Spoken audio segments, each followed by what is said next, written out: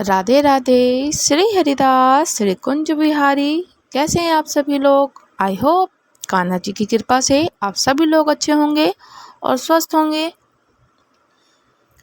आज है नवरात्रि का 9वां दिन, माँ दुर्गा की 9वीं शक्ति की पावन कथा। 9वें दिन में माँ सिद्धिदात्री की पूजा अर्चना की जाती है। उनको जो प्रिय भोग है, हलवा पूरी प्रिय भोग में है, और साथ में ही उनको जो प्रिय कलर है, बैंगनी कलर बहुत प्रिय है। अगर आपके पास बैंगनी कलर ना हो तो जैसे मैंने अपने लाडली जी को, श्यामा जी को, नीले रंग का, जो कि उनको प्रिय है वस्त्र नीले रंग का, मैंने उनको वो धारण कराया है। तो आप भी अपनी श्यामा जी को, माँ भगवती जगत जननी जी को कुछ भी कोई भी कलर के वस्त्र धारण करा सकते हैं। आइए जानते हैं माँ सिद्धिदात्री की 9वीं पावन शक्ति और कथा और साथ में महत्व। माँ दुर्गा जी की 9वीं शक्ति का नाम सिद्धिदात्री है। ये सभी प्रकार की सिद्धियों को देने वाली हैं। नवरात्रि पूजन के 9वें दिन इनकी उपासना की जाती है।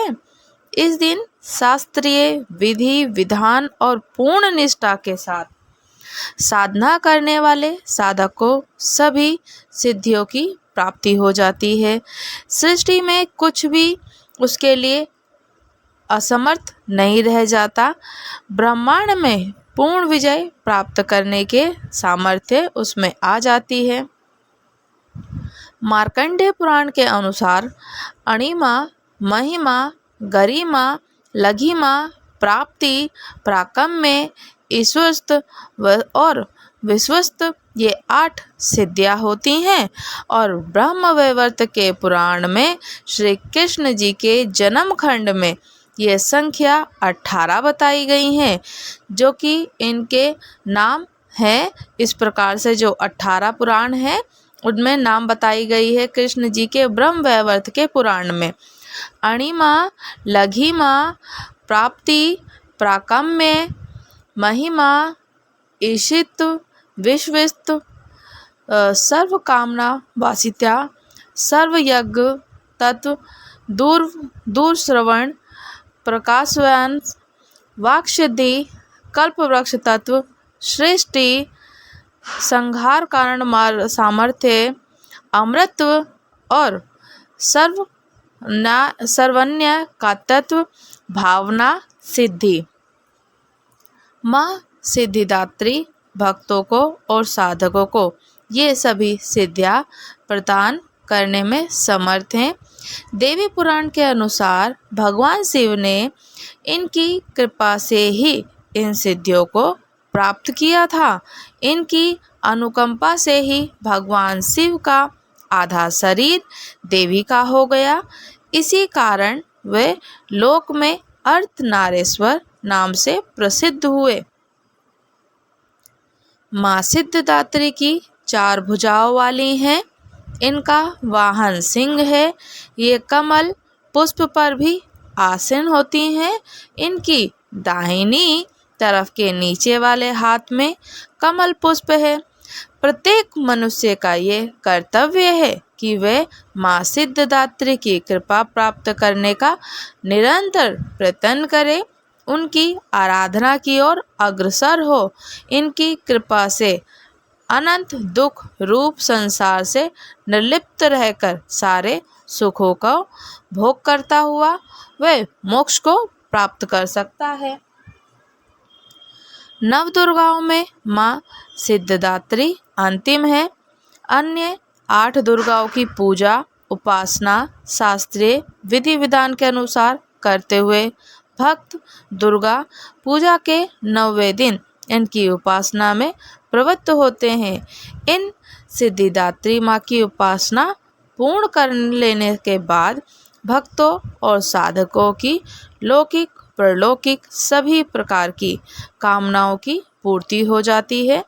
सिद्धिदात्री माँ के कृपा पात्र भक्त के भीतर कोई ऐसी कामना शेष नहीं बचती जिसे वे पूर्ण करना चाहें, वे सभी सांसारिक इच्छाओं, आवश्यकताओं और स्पर्शाओं के ऊपर उठकर मानसिक रूप से माँ भगवती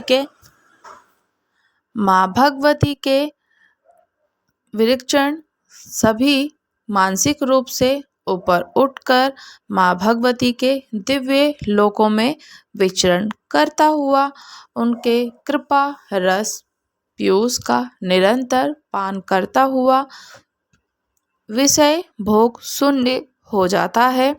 माँ भगवती का परम सानिध्य ही उसका सर्वस्व हो जाता है। इस परम पद को पाने के बाद उसे अन्य किसी भी वस्तु की आवश्यकता नहीं रह जाती। माँ के चरणों का ये सानिध्य प्राप्त करने के लिए हमें निरंतर नियमनिष्ठ रहकर उनकी उपासना करनी चाहिए। माँ भगवती का स्मरण, ध्यान, पूजन हमें इस संसार की असारता का बोध कराते हुए वास्तविक परम शांतिदायक अमृत पद की ओर ले जाने वाला है।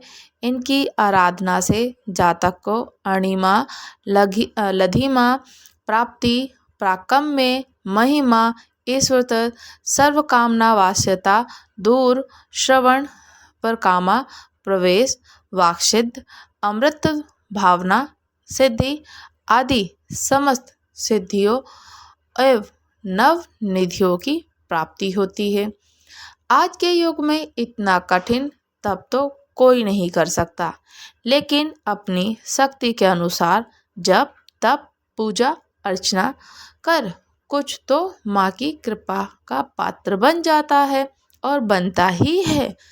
प्रत्येक सर्व साधारण के लिए आराधना योग्य ये श्लोक सरल और स्पष्ट है कि माँ जगदम्बे की भक्ति पाने के लिए इसे कंठस्थ कर नवरात्रि में नवमी के दिन इसका जाप करना चाहिए।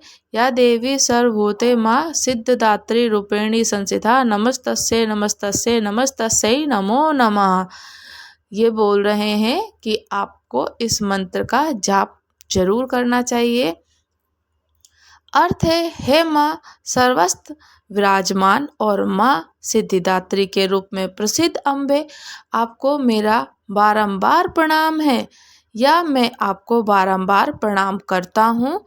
हे माँ मुझे अपनी कृपा का पात्र बनाओ।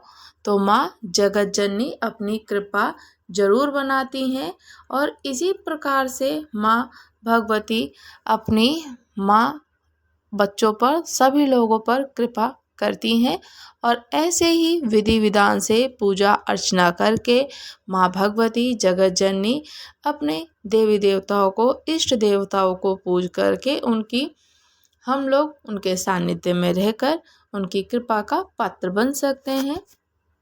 माँ सिद्धदात्री का नाम सिद्धदात्री कैसे पड़ा?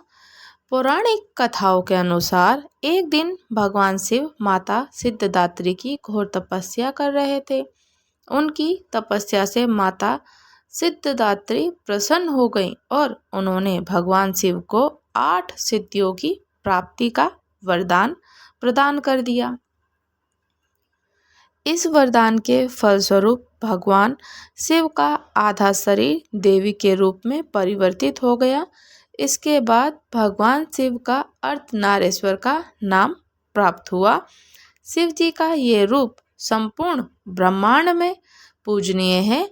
धरती पर अनेकों राक्षसों का जन्म होने लगा था। ऋषि मुनियों तथा सज्जन लोगों का निवास करना मुश्किल हो रहा था। इसी बीच जब पृथ्वी पर महिषासुर नामक दैत्य के अत्याचारों से अति हो गई, तब उस दानव के अंत हेतु सभी देवतागण भगवान शिव और विष्णु जी की सहायता लेने पहुँचे। उस दानव के अंत के लिए सभी देवताओं ने तेज उत्पन्न किया, जिसके जरिए माता सिद्धदात्री जी उत्पन्न हुई और माँ सिद्धदात्री ने उसका दैत्य का वध किया। और इसी प्रकार से जो शरदीय नवरात्रे हैं समापन हो जाएगा नवमी वाले दिन। 9 दिनों तक माँ की पूजा अर्चना खूब सुंदर रूप से पूरे विधि विधान से की जाती है और इसी प्रकार से करके माँ को प्रश्न किया जाता है। शारदीय नवरात्रि की नवमी पर सबसे पहले हमें स्नान करना है, कमल या गुलाब के फूलों से माला को अर्पित करना है माँ भगवती जगत जननी को।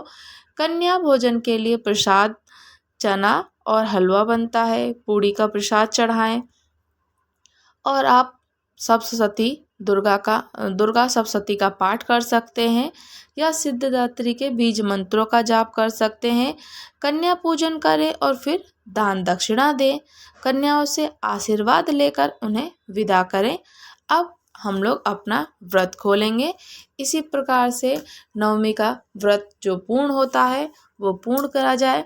भोर में उठकर नहा धो करके आप लोग सब लोग अपने सेवा से निवृत्त होकर के घर के काज काम से माँ भगवती के लिए भोग प्रसादी बनाएं, कन्या पूजन करें। कन्या पूजन के लिए आपकी जो सामर्थ्यता हो आप वो बनाइए और उनको कन्याओं को आप दान दीजिए। जितनी सामर्थ्यता हो अपनी सामर्थ्यता के अनुसार ही अपना कार्य कीजिए। उसके बाद में माँ भगवती को भोग लगाएं। गाय को भी अलग से भोग लगाना है, गाय माता को भी भोग लगाना है। गाय को भोजन खिलाने के बाद आप कन्याओं को पूजन करें, कन्याओं को अपनी सामर्थ्यता के अनुसार पूजा करें और इसी प्रकार